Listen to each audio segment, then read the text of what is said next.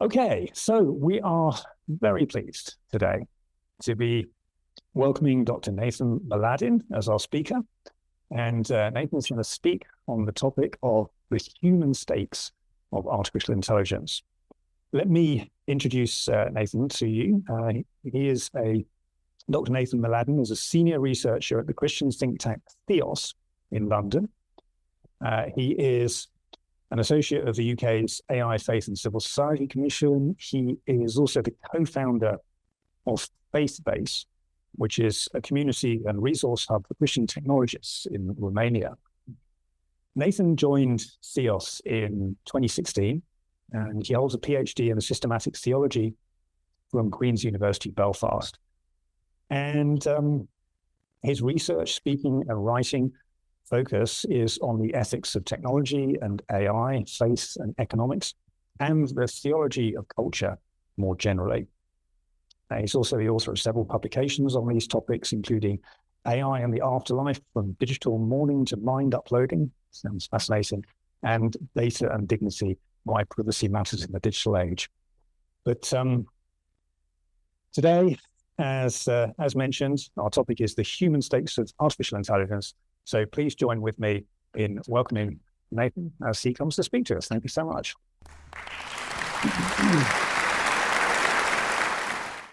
Thank you very much for the invitation and the opportunity, indeed, to speak to you this afternoon on what is a topic that really preoccupies me and, of course, is at the top of a lot of people's minds. And it's one of those unavoidable topics. As you heard, my background is not in computer science. So if there are computer science graduates here, or indeed some academics, I will be happily receive correction. I come from a theological background, and with this talk, what I want to do is actually step back and look at the human, the anthropological stakes of the AI project as this continues to unfold today. And yes, the title of my talk is The Human Stakes of Artificial Intelligence, but between the time I submitted the blurb and the presentation today, I've actually done the work and wrote the talk, and actually now the full title is Techno-Nihilism and the Human Stakes of Artificial Intelligence. So up to the ante a little bit, and you can tell me if this is appropriate or not. But I want to begin by stepping back from the technology itself and inquiring about how we talk about artificial intelligence. I want to be looking at the discourse, the cultural narratives that are being pushed around the actual technical systems we popularly refer to as artificial intelligence. Because how we talk about AI reveals a great deal about what we think is at stake. And for those of you who've been following the developments and who can keep up with all of the developments, but really, you might have noticed that there's been this growing rift in public discourse about AI. On the one hand, we have what we might call the existential risk camp. And this is comprised of reputable researchers, philosophers, prominent technologists, investors who believe that the development of artificial intelligence, particularly artificial general intelligence, AGI, whose definition remains tellingly vague and highly contestable, poses a civilization-ending threat, robopocalypse, as some refer to it with some snark. That's one side of the chasm. And on the other side, there are researchers and critics and philosophers and civil society groups focused on the existing and ongoing harms and violations exacted through AI systems as they currently exist. And you will be familiar with at least some of these: algorithmic bias, the environmental damage of unbridled kind of an accelerated development of AI data centers and their environmental footprint, disinformation and the erosion of democratic norms, massive concentration of power, growing inequality, different dimensions. And then the chasm between these two camps has been growing steadily and might seem unbridgeable. One side looks at the horizon and foretells the end of the world, or at least the end of the world as we know it. And the other looks at the ground beneath our feet and sees people, communities, the planet already being harmed and exploited. Now, I want to actually take both of these perspectives seriously, because I think there's something important in each of them. And I want to propose a different way of reading the situation. So what I'm offering is a hermeneutical key, which you will be able to take and turn and assess its explanatory power as we go along. The proposal is simply this, that AI safety, and this is confusingly, AI safety has come to be associated with this existential threat and the threat of extinction. So it doesn't refer to the whole field of AI safety. So AI safety doomer discourse, I'll use kind of shorthand, I think is most fruitfully regarded as a form of secular apocalyptic prophetic literature. That's what I think we should see it as. And I'm sure there are people in the audience online who will be familiar with apocalyptic literature, where the aim is not to set a precise chronology and predict events in the future, but it actually is about unveiling, which is really the meaning of the word apocalypsis, of hidden realities, exposing deeper dynamics at work in what happens in history. Beneath the surface of historical events as they present themselves. And this discourse is obviously expressed through highly symbolic, heightened language, where there's an urgency that is proportional to the stakes.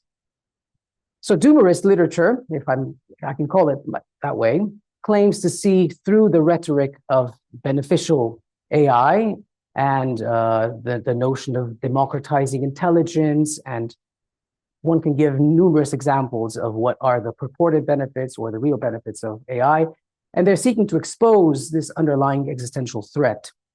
Nick Bostrom, who is an influential transhumanist and one of the kind of the old guards of the existential risk brigade, if we can call them that, writes that the prospect of superintelligence, quote, is quite possibly the most important and most daunting challenge humanity has ever faced. And whether we succeed or fail, it's probably the last challenge we will ever face. Last year, the poster boy of AI doomerism, Eliezer Yudkowsky, with Nate Suarez, published a book titled, "If Anyone Builds It," that's superintelligent AGI, everyone dies. So my question is, could this be read as a prophetic oracle in the form of a conditional curse, where the wise remnant dutifully warns a complacent civilization of imminent, or perhaps not so imminent, but more progressive destruction? And I should note, obviously, that there is, of course, a more cynical reading of some of this discourse. Some of it is clearly bound up. People who point out that this discourse is bound up with very powerful commercial incentives, because the language of existential risk generates extraordinary levels of investment and media coverage. And it implies that what you're building is so powerful it could destroy civilization, or it could save civilization from the endless series of fractures and besetting problems. But as Timnit Gebru, an AI ethics researcher and former member of Google's now defunct, well-defunct ethics committee, with Emil Torres, have argued in a fascinating paper in 2024, both the utopian and the apocalyptic wings of the AI discourse share a common framework. They both presuppose that AGI is a philosophically meaningful notion and therefore technically achievable, and that its arrival will be a world historical rupture moment. The utopians sell paradise and the doomers sell terror, but both are actually selling AGI. Or in theological terms, one worries what the AI God might do, and the other has unconditional, I would say, blind faith in the AI God they are purportedly building. But they both agree that the AGI project is effectively the attempt to build a AI digital God. Now, leaving aside for the moment the philosophical and I think scientific incoherence of the AI project, I won't be able to defend that claim. You can push back in the Q&A. My hermeneutical gambit is to suggest that reading doomer discourse as apocalyptic prophetic discourse, and therefore rejecting these a literalistic interpretation of what they're saying, yields important insights about what is going on.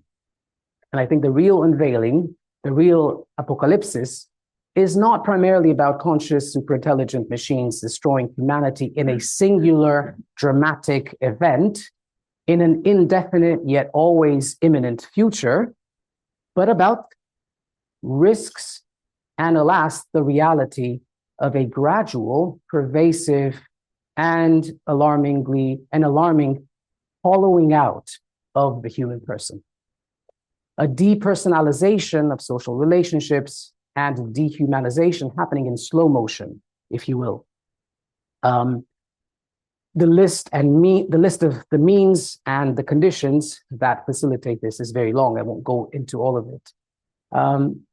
But really, one can mention the steady outsourcing of human cognitive, moral, social, and spiritual capacities to increasingly sophisticated computational systems. So I think the question that should concern us most is not what will the machines destroy us in this crude scenario, but actually the real question we should be asking is what conception of the human being is being assumed, is being reinforced and enacted in the way AI is built, deployed, and used by individuals. Now, to understand the anthropological commitments embedded in the AI project, I want us to look briefly at the explicit beliefs of the people building it. Obviously, explicit beliefs are not completely and wholly determinative of one's behavior and actions, but they're a good place to start. The most useful mapping of this ideological landscape has been provided, I think, by the aforementioned Timnit Gebru and Emil Torres, who coined the acronym TESCREAL in the 2024 paper, which stands for, it's an acronym, stands for transhumanism, extropianism, singularitarianism, cosmism, rationalism, effective altruism, and long-termism. TESCREAL. You can look up, and the article is freely available on the internet. I will not have time, obviously, to go in each one of those. But Gebru and Torres argue that these are actually interconnected, overlapping ideologies with shared roots, shared genealogical roots, and that the normative framework that is behind the drive to build AGI is traceable through transhumanism, which is sort of a hinge ideology / movement, to the Anglo-American eugenics tradition of the 20th century. Their claim, which I actually find compelling, if in need of some nuance, is that these ideologies centralize power under the guise of safety and benefiting humanity. And of course, the TESCREAL bundle, as it's often called, has a much deeper genealogy. One could mention the philosophy of Max Moore, which really articulated comprehensively transhumanism, British-born philosopher who founded the Extropy Institute in California in the 80s. And transhumanism, he defined as comprising philosophies of life that seek the continuation and acceleration of the evolution of intelligent life beyond its currently human form and human limitations by means of science and technology. That remains a pretty good definition of transhumanism. His principle of extropy which is really the articulation of this commitment to perpetual progress and self-transformation and intelligent technology, were explicitly framed against religion, drawing on Nietzsche's call to overcome, quote unquote, the human. The Extropy Institute conferences of the 90s became the crucible of contemporary Silicon Valley techno-utopianism, bringing together figures like Marvin Minsky, who is one of the founding fathers of AI, Ray Kurzweil, who is the flamboyant poster boy of singularitarianism, and Martin Rothblatt, who is a key figure in the transhumanist movement. So what concerns me here, and I would put it to you, this is important to look at, is the anthropology embedded in this movement. So let me just give you a few quotations to make this a bit more vivid. We'll start with Kurzweil, who in The Singularity is Near describes human bodies as version 1.0, frail and subject to a myriad of failure modes, not to mention the cumbersome maintenance rituals they require. Minsky, one of the founders of AI, speaks of the body as a bloody mess of organic matter. Bostrom describes humanity as, quote, probably the stupidest possible biological species capable of starting a technological civilization. And Mark Andreessen, in an absolutely remarkable, and in fact, hard to really qualify what his document means, he published in 2024 a so-called Techno-Optimist Manifesto. It's freely available online. You can look it on the website of Andreessen and Horowitz, the absolutely colossally influential venture capital firm, where he declared an investor in OpenAI and all of the large tech companies. Without physical constraints, we will be whoever we want to be. So sort of a form of unbridled morphological freedom. Peter Thiel, very recently, a co-founder of PayPal, leading funder of Palantir, has said, we want more than the ability to change your clothes or your sex. We want you to be able to change your heart, to change your mind, or to change your entire body. So this is a very particular vision of the human person, which I think deserves to be named clearly. The body is regarded as a defective substrate, and intelligence is treated as the essence of personhood, reduced to computation and to problem solving.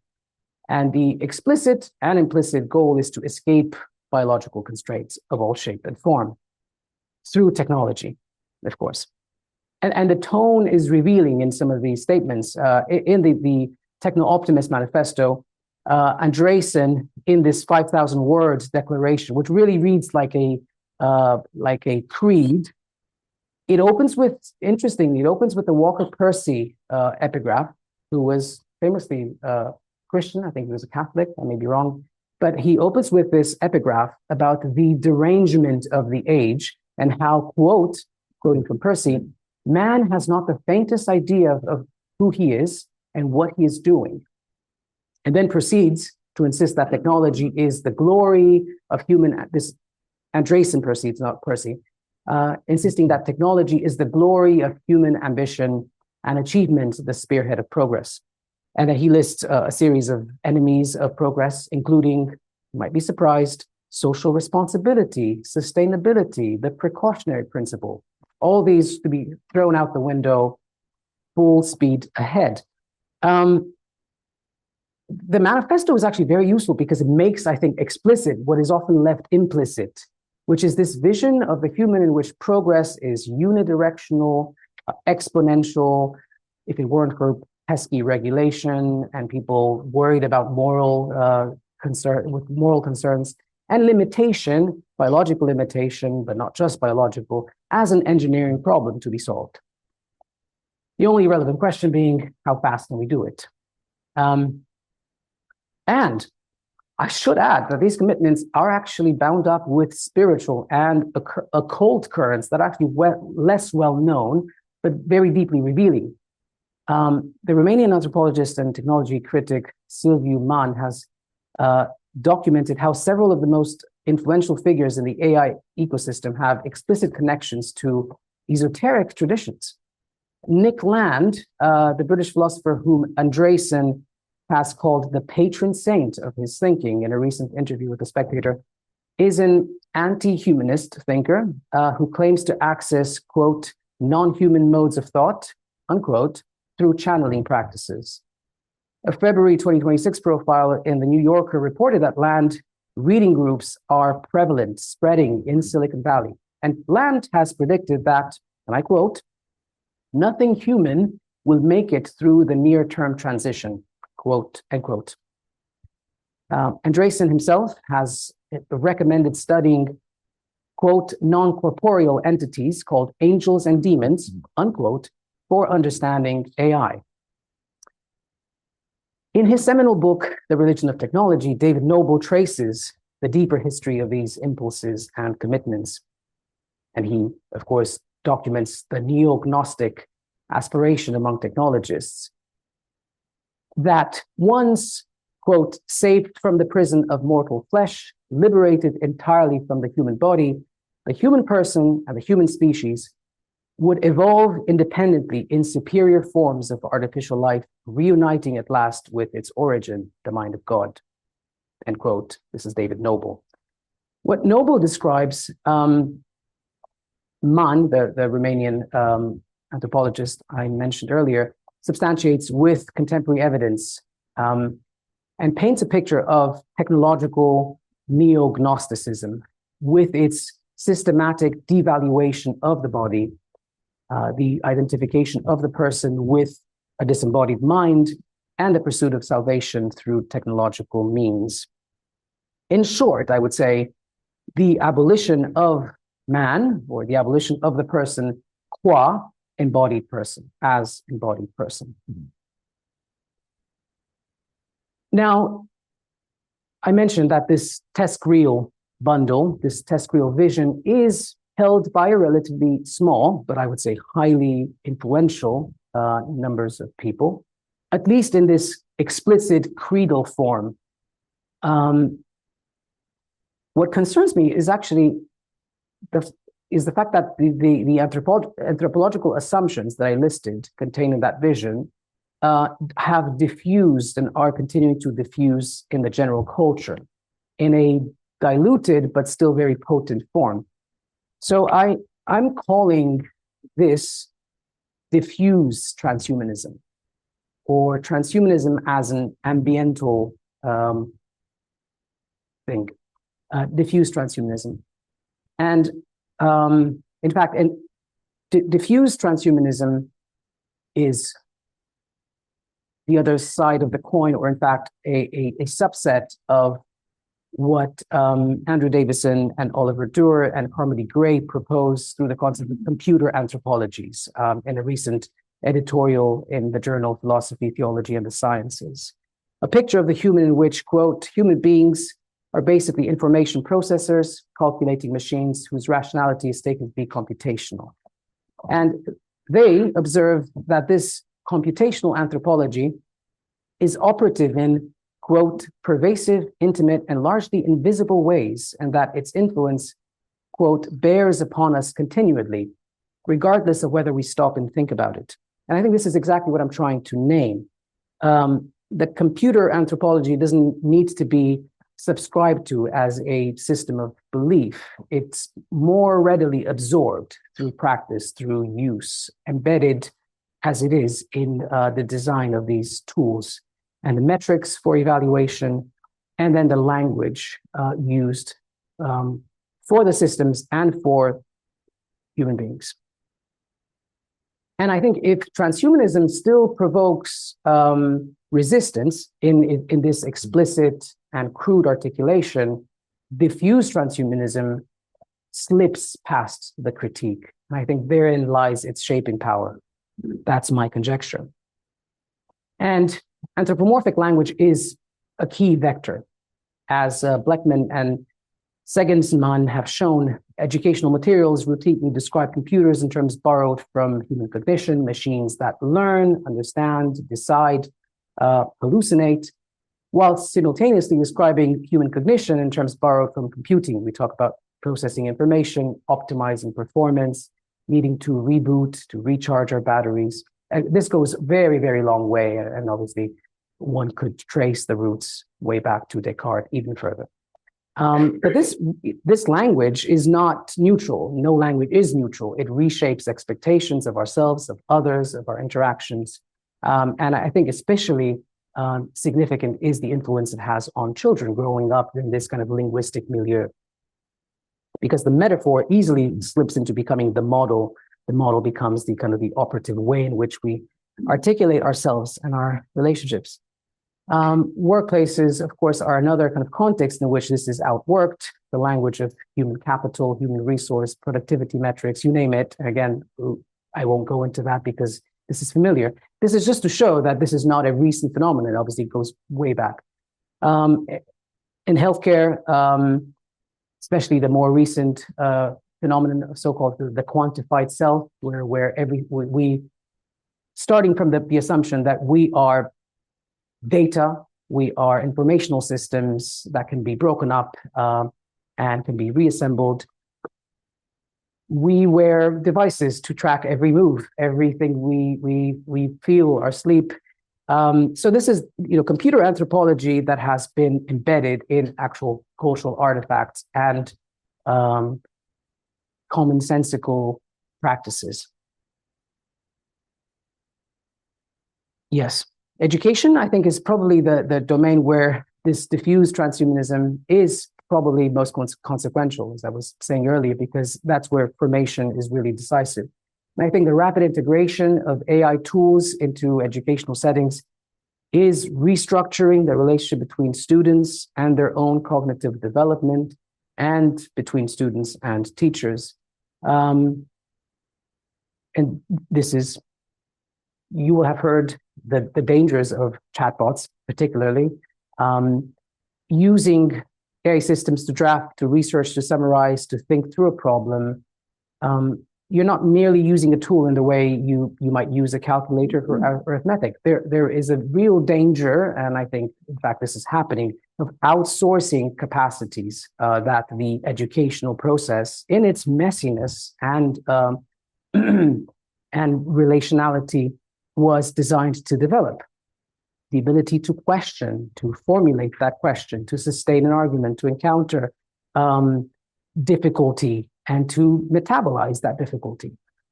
And the result is cognitive bypassing. Relationships are another domain where, of course, there is a lot of concern with the number one use case for systems like ChatGPT being companionship and therapy and life advice.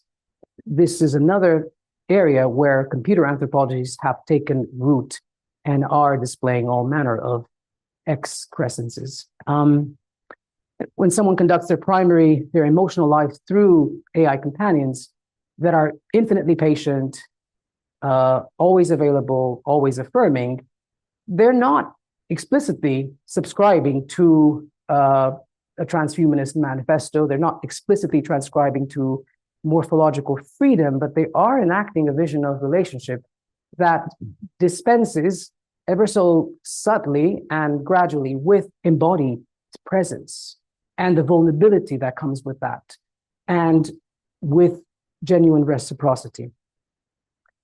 And I think the cumulative effect of all of this across language patterns, in work, in health, in education, in relationships, is the displacement of embodied human capacities by computational surrogates at a scale and a pace that makes the explicit transhumanist project look almost quaint in comparison.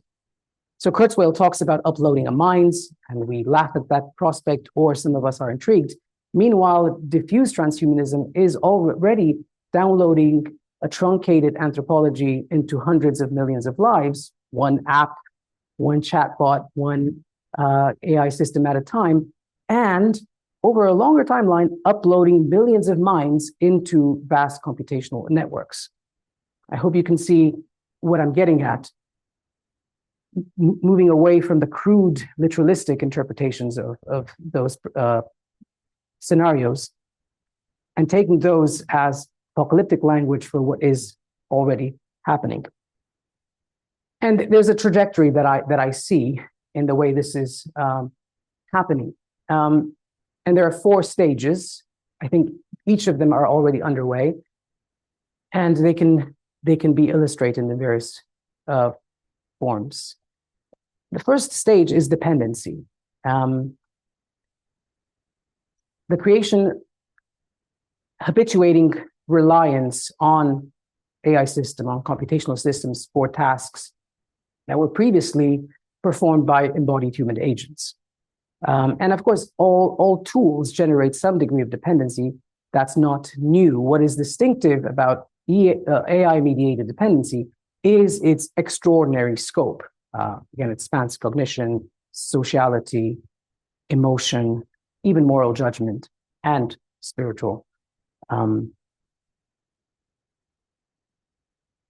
life as well. And I won't give details from GPS systems, predictive texts, and all of these, which in isolation may seem trivial, and which at the individual scale yield benefits in the short term and the immediate term, but at the aggregate level, at the societal level, over the long term, yield outcomes which are at best problematic and at worst are actually damaging to humans and to societies. The second stage is de-skilling. So dependency breeds de-skilling because those capacities are no longer being exercised. Cognition, creativity, judgment, friction-full relationships. So cognitive de-skilling, we can see that already in the decline of attention spans, if we should call them that, the erosion to reading practices, the capacity to hold complex ideas in mind, and Nicholas Carr, in a very influential book in 2010, The Shallows, has already kind of documented these cognitive costs or externalities of digital systems. And large language models, which is the technology behind generative AI, are only accelerating this process. Social de-skilling, the erosion of embodied competencies required for human relationships. And of course, Sherry Turkle's work here over several decades, from Alone Together to Reclaiming Conversation, again, documents this trajectory with care and rigor. The rise of AI companions as substitutes for human relationship is something that I'm genuinely preoccupied with, and we'll be researching this. And yeah, this is the social de-skilling. Moral de-skilling, the outsourcing of moral reasoning and judgment to algorithmic systems. I'm painting with a broad brush because, of course, some delegation is permissible, but I'm wanting to paint a bigger picture and asking you to kind of follow along this trajectory. But examples that can be given here are increasingly sophisticated algorithmic management systems, AI systems used in hiring, in sentencing, in content moderation, in military targeting, very, very topical subject. And all of these, I think, are at best at risk of, and at worst, genuinely eroding human moral capacities, and therefore the capacity for wisdom, ultimately. And there's also the spiritual de-skilling. I'm using the term advisedly, but what I mean is really the erosion of capacities that traditional spiritual formation would have insisted must be cultivated through embodied practice, through community. Discernment, attention, the capacity for silence and interiority is being flooded with noise and information. And I think these are not incidental features of technology. There are structural consequences of systems that are designed for engagement, not formation, not patient, slow formation. Stage 3, so we started with dependency, de-skilling. Stage 3 is enhancement. And I think at this point, diffuse transhumanism becomes explicit. After your capacities have been eroded, after you've become dependent on AI, we might be told that we need technological enhancement to keep up with increasingly powerful and potentially uncontrollable, even rogue AIs.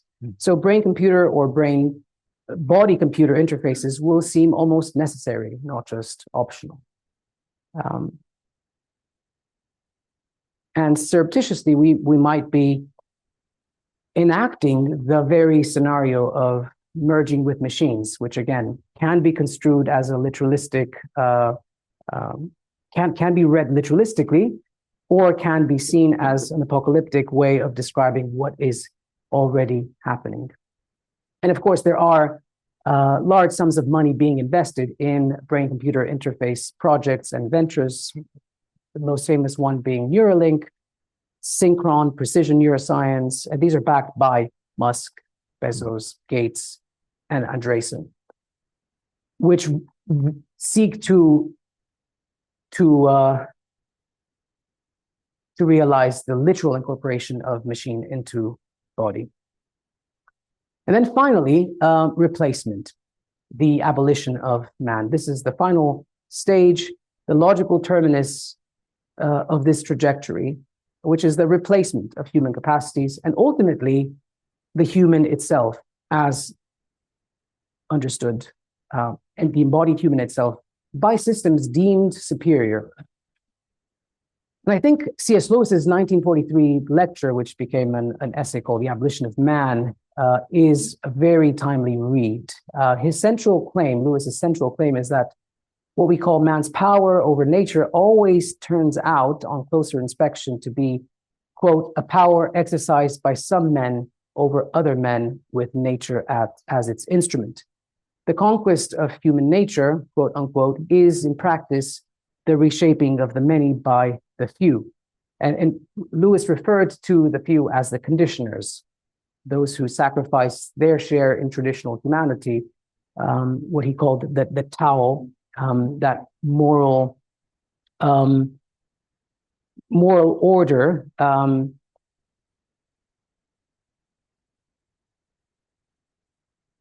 to devote themselves to the task of deciding what humanity shall henceforth mean, end quote.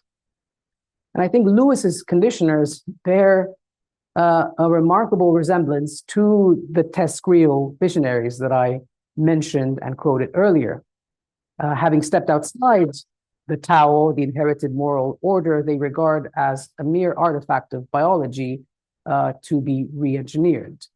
They can't draw on any other source of value beyond their own impulses. And this is why I'm actually calling it nihilism, so a form of technological nihilism. And Lewis's verdict is very stark, and I think rightly so. It is not that these are bad men, they are not men at all. He's referring to the human person, not their sex. Stepping outside the Tao, they have stepped into the void, says Lewis. Man's final conquest has proved to be the abolition of man. And of course, Lewis actually fictionalizes this argument in The Hideous Strength, 1945, where the nice people, the National Institute of Coordinated Experiments, is this technocratic institution pursuing disembodied intelligence that are animated by spiritual forces. Remember Nick Land, and forces that its members do not fully comprehend, let alone control, and who promise human betterment while actually enacting the elimination of the human. I think the parallels with contemporary Silicon Valley nexus that I've described need little commentary. So I want to draw the threads together and end. Stepping back, we should notice on one side stands what I describe as a anthropological pessimism. The human body is defective, human intelligence is barely adequate, in need of upgrade. Human moral reasoning is riddled with biases, and the person is, in frank Francis Crick's memorable phrase, nothing but a pack of neurons. And I think this is what Sherry Turkle has identified as a pathologically weak self-understanding and self-regard at work in our culture. This is on one hand, and on the other stands this radical technological hubris, this conviction, strangely, that this defective species will build a superintelligent God, will colonize the cosmos, overcome death, and create trillions of simulated happy lives in some kind of a computronian. And I think even though these are divergent in some way, we should probably see them as more of an antinomy because they are structurally linked. The despair about the human as given generates the flight to technological self-transcendence. Because if the body is version 1.0, then of course it needs upgrading. If human intelligence is the minimal viable product for starting this glorious civilization, then of course we need superintelligence. So the pessimism about embodied human life becomes the engine of technological overreach. And I propose the term techno-nihilism for this condition. And by techno-nihilism, I mean the negation of embodied life and intrinsic human worth, and the compensatory overreach of technological self-salvation as an integrated single phenomenon. I think we stand at a moment where we are reaping the fruit of Enlightenment anthropologies that have reduced the person to rational cognition and then reduced cognition to computation. And I think the result is a culture in which it becomes genuinely difficult to articulate why an embodied, frail, vulnerable human being matters in a way that a sufficiently sophisticated information processing system does not. But I believe that articulating that is one of the defining challenges of our time. I'll stop there. Thank you.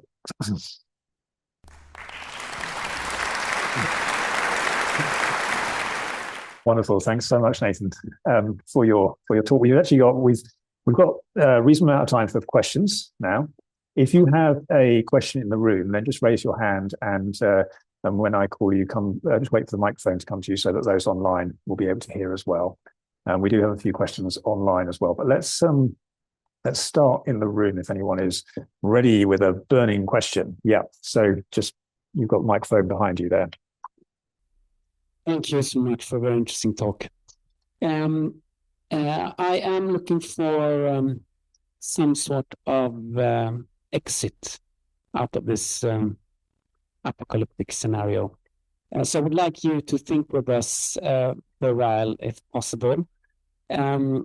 Because one way I'm interpreting the diagnosis is that there are, we mentioned Turkle, for instance. One way to interpret the problem is that there are underlying social and political pathologies.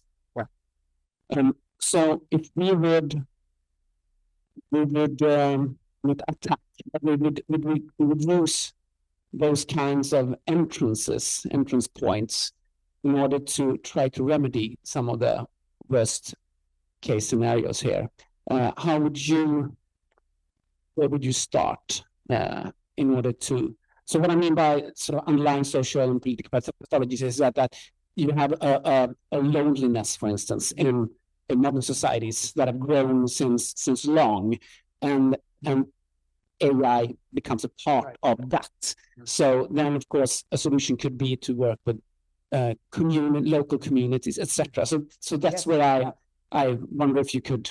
I'll pick up exactly where you left off. I think that's precisely right. And I don't want to be misunderstood saying it's simply bad ideas and now kind of technology that are to be blamed for the conditions that have made possible these ugly developments that I've described. I think pro-social policies that governments should be putting into law. we are reaping the not the benefits. Yeah, we're seeing the fruit of lack of funding for community spaces, for the decline of hubs, and all sorts of social infrastructure that held us together.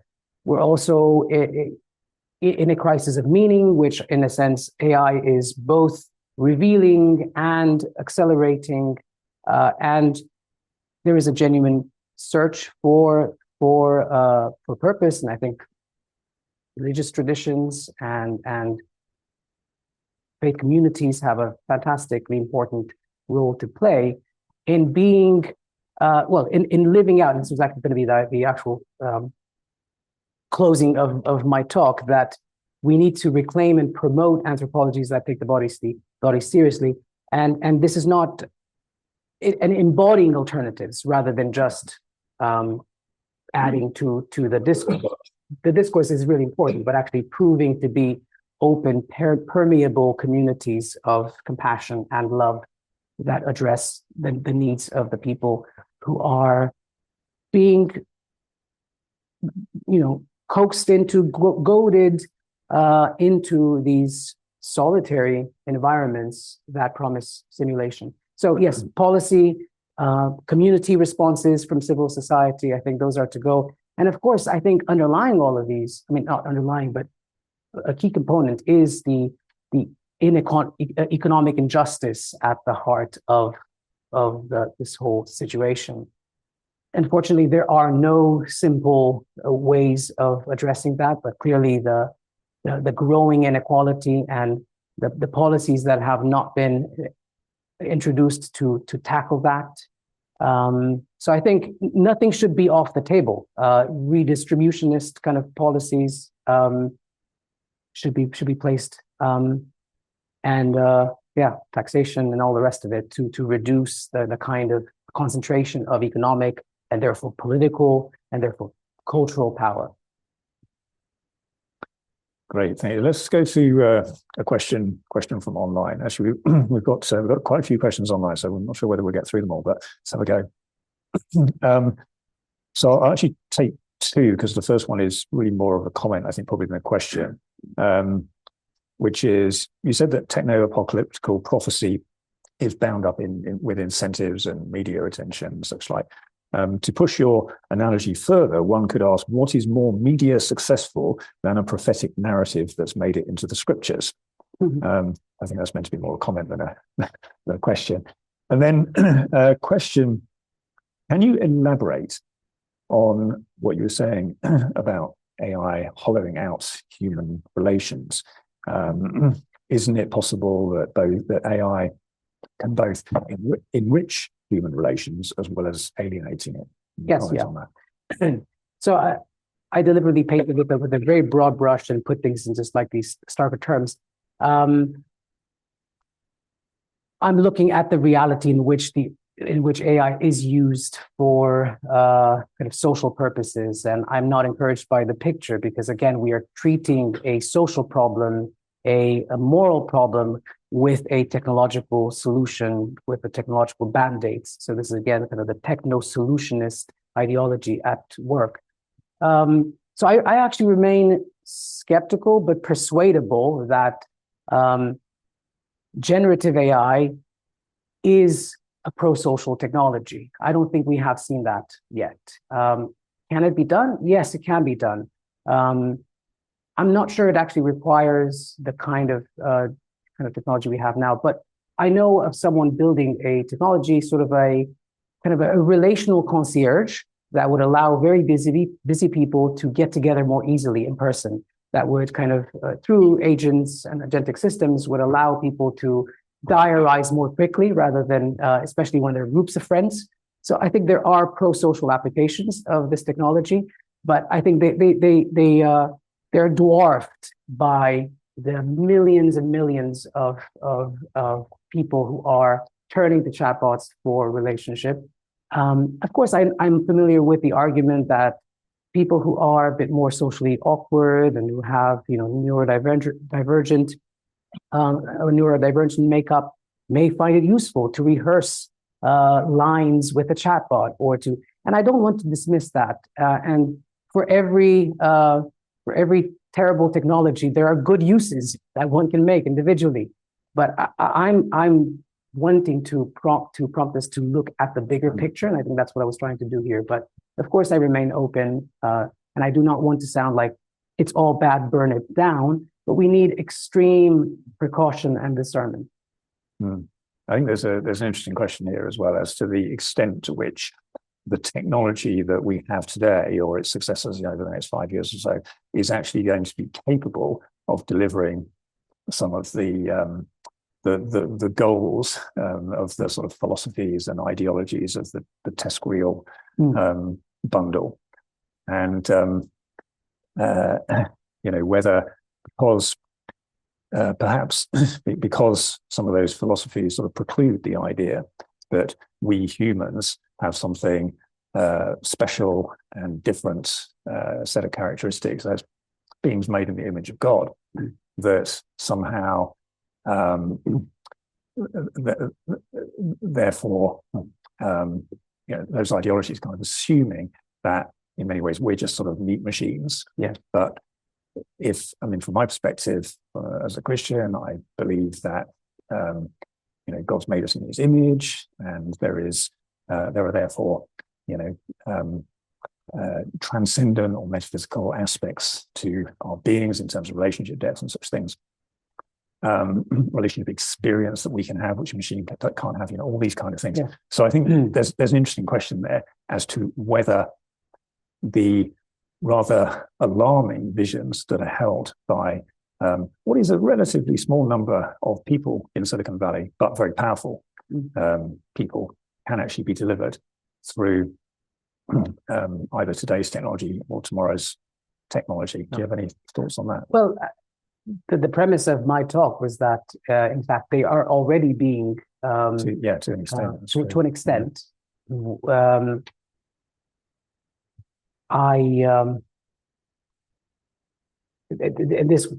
This prompts us to kind of go into deeper kind of philosophical territory, but I think the whole idea of mind uploading is completely scientifically untenable, just laughably untenable, and therefore whatever will be uploaded will not be the human person as the human person, will be a simulation, which would be a perfect candidate for all sorts of deception and demonic and occult forces to operate through. In fact, you mentioned in my bio the report I wrote on the applications of this technology of AI to grief, and the surprising rise of so-called grief tech, with people uploading data from their deceased loved ones before or after they died to talk to their loved ones, or a simulation of their loved ones through an avatar or chatbot. And there are some cases of the chatbot, obviously, because it's trained on all sorts of things, will say some pretty horrendous things to the person talking to them when there aren't guardrails, and even with guardrails, there are questions. So, but that simulation of the person is nothing like the actual person. So, but will people believe that they have uploaded their minds, and what is uploaded, what is playing out as a simulation is then? Yes, I think that just goes to show our kind of collective ability to deceive ourselves at a scale that's unimaginable. Yeah. Great. Okay, let's go to another question in the room. Maybe I had the hand up second. Dennis. Thank you very much. Yes, transhumanism has often been likened as reflecting, looking at the big picture, reflecting Christian theology, because you've got your, you've got your human who's got a problem, who's got sin. Okay, evolution has done a terrible job, right? And then you've got your salvation, obviously technology, and then you've got eschatology we've just been talking about. Would you like to reflect on that? To what degree do you feel somehow this has a sort of reflection, a simulation of Christian theology? Oh, yes. I think it's culturally and kind of speaking, and as a researcher, I find it fascinating how kind of Christian theology has kind of migrated and has been refracted in in transhumanist thinking. Yes, I think it is very much a secularized form of Christianity with clear Gnostic tendencies, as Christianity has been influenced itself by Gnosticism. So it's what happens when deeply embedded, irremovable religious impulses get redirected towards technological means in the absence of religious faith and belief. So yes, it mirrors perfectly the Christian the gospel, the Christian narrative, with substantial changes and modifications, and basically a concatenation of heresies that have been long engaged and debunked in Christian history. So let's try and we're going to run out of time shortly. So let's just try and slot in two more questions if we can. The first one from online. So a very practical question for you. What advice would you give to churches, charities, or Christian organizations that are developing AI tools? I guess using AI tools in particular, what should they consider when designing and deploying these systems so that they support human dignity and don't weaken human responsibility or relationships? There are already some very good guidelines out there. I would mention a so-called redemptive thesis for artificial intelligence. This was produced by an organization in the States called Praxis that works with Christian entrepreneurs and investors and philanthropists. But to bring it down to a practical level, I think be very clear what you want to optimize for. What is the goal that you're pursuing? And is technology and is AI technology the best means to achieve that goal, theologically kind of conceived? I think don't rush into any application just because everyone's doing it.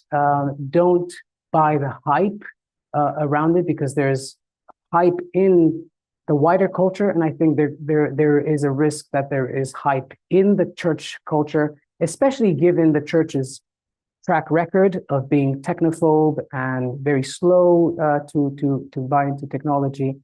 And there is a tendency and a risk to just go as fast as possible to show everyone that you're actually so with the times. So I think just take a step back. What do you need? What do you want? What is a spiritual need that you want to meet? And is the AI system the best method? Do you really want to surveil your congregation? Is that the pastoral approach you want to put into practice? So I think we've just got time for one last question. Need to keep it very brief. Naomi, if you want to. Yes, thank you very much. Yeah, I have a question. Is that like, how would your own anthropological vision, how could it serve as a sort of antidote or as an encounter to like the risks that you have been describing? Because I think I've heard in your analysis, like I think I've heard some kind of references to your own like anthropological vision as like capacity for wisdom, embodied practice, community discernment. I think that are some of the things that you find important, or how you would describe a human being. But I thought, like, would there be some kind of like wisdom in how we then can deal with AI in a wholesome way? Yes, and I'm taking you to mean personally at the individual level, because you've addressed the more systemic social level. Yes, I do take our embodiment very seriously, or I want to take our embodiment seriously. I think we're all, grappling with our embodiment, with our bodies, but there are all sorts of things that flow out of this holistic understanding of the person as an inseparable, as a complex, rather than discrete dimensions and components. So there, you are right to say that my positive anthropology is underdeveloped, and you see it pop up in the emphases that I've placed on embodied community and embodied practice, because I insist that we are embodied beings. And I think that's one of the things that is fundamentally at stake in a culture that is sort of dematerializing further and further. And that's a whole different topic. So I think very simple analog practices that have been tried and tested, silence and solitude, nature walks, hugs and kisses, those old-fashioned things are the way, and also, to not seem glib, digital Sabbaths, times, spaces, context, where we will not allow kind of algorithmic systems to be present, so that we can just be face-to-face in the joy and awkwardness of face-to-face encounter. So we don't have to reinvent the wheel. We don't need a technological solution to kind of the technological conundrum. We can just be with each other and be by ourselves in silence and solitude. I'm a big believer that spiritual practice is the antidote, if we can put it that way, to that trajectory of excessive dependence and offloading capacities. I think there's a depth that we encounter in ourselves, and then in others, if we remain in silence and we acknowledge our humanity in these kinds of moments and practices. Wonderful. Well, thank you so much, Nathan. You've certainly given us a lot of things to ponder on there. I'm sure you'd all want to join me in showing our appreciation.